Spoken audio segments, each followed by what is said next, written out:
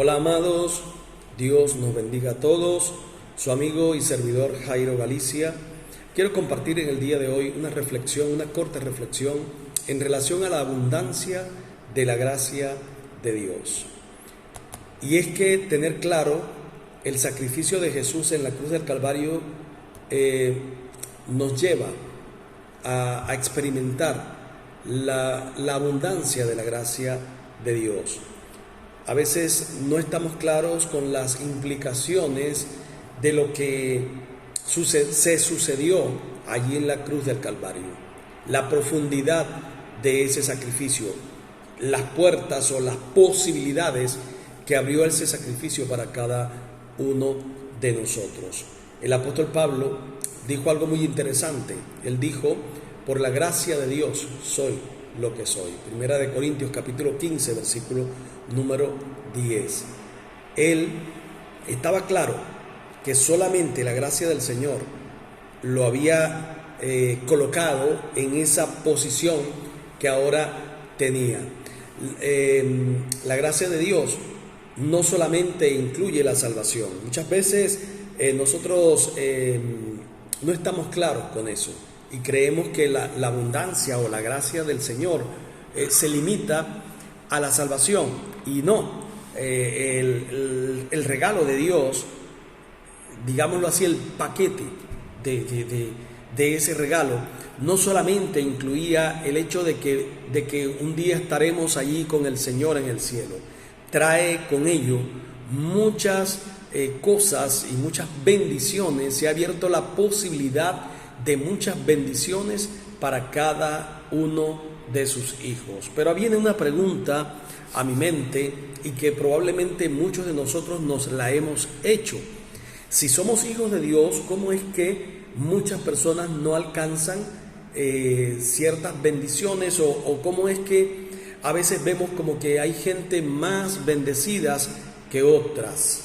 Y esto algunas veces veo personas frustradas con respecto a ello, porque de alguna manera dicen: pero es que Dios bendice más a fulano o bendice más a sutano. Pareciera que Dios tiene hijos predilectos, pero no.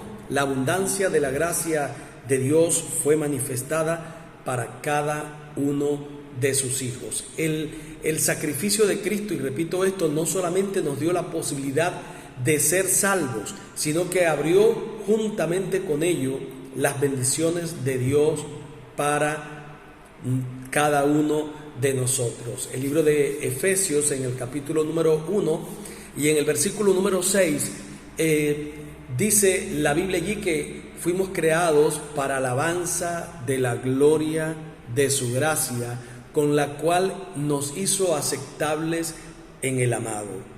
Tú y yo no teníamos la posibilidad de ser hijos de Dios, no teníamos la posibilidad de tener nada, pero Cristo nos dio esa posibilidad a través de su gracia y nos aceptó mediante su gracia como hijos amados.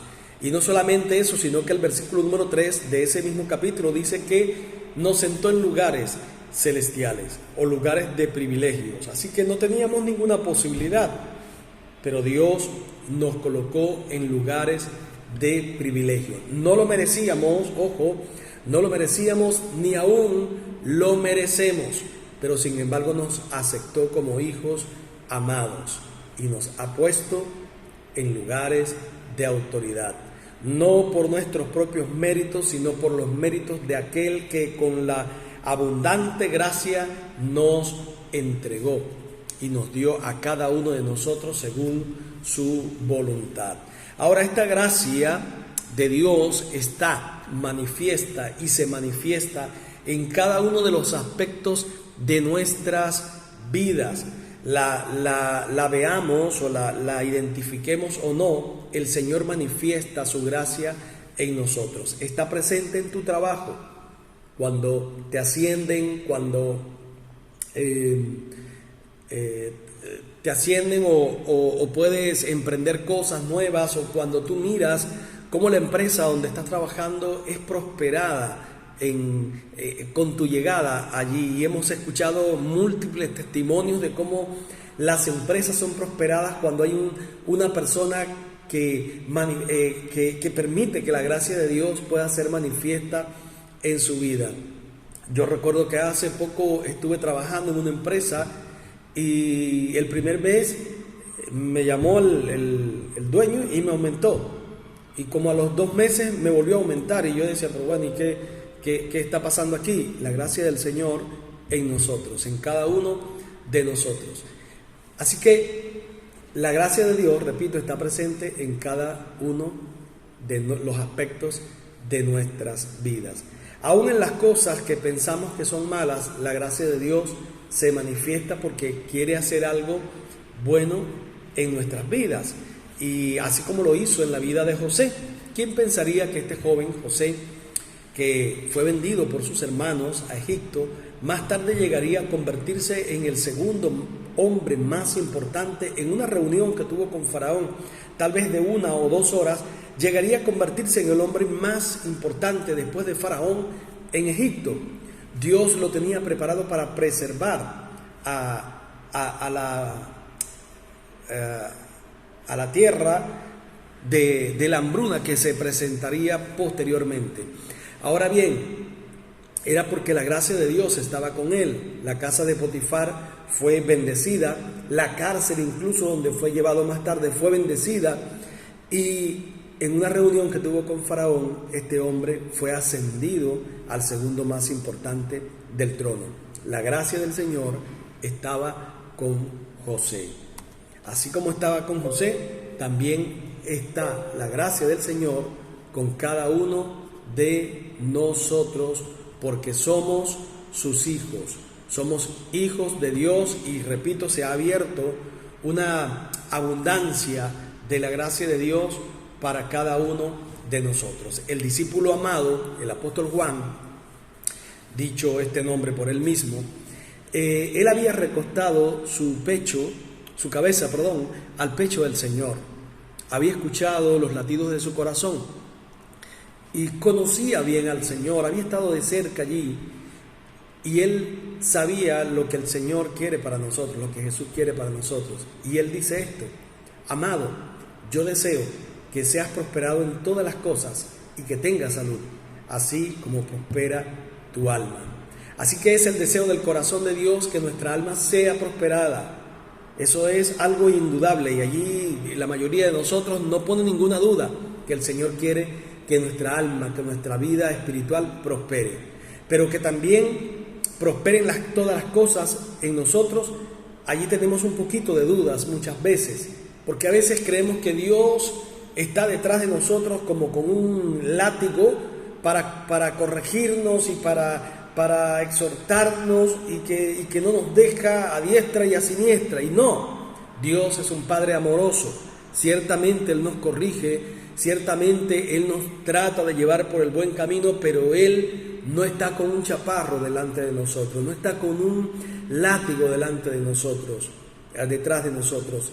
Él nos ama y Él nos corrige en amor, y es el deseo del corazón de Dios que nuestra alma prospere, pero que también nosotros seamos bendecidos en todas las cosas. Y esto se abre a través de la abundancia de la gracia de Dios, que nos acompaña constantemente en cada uno de los aspectos de nuestra vida.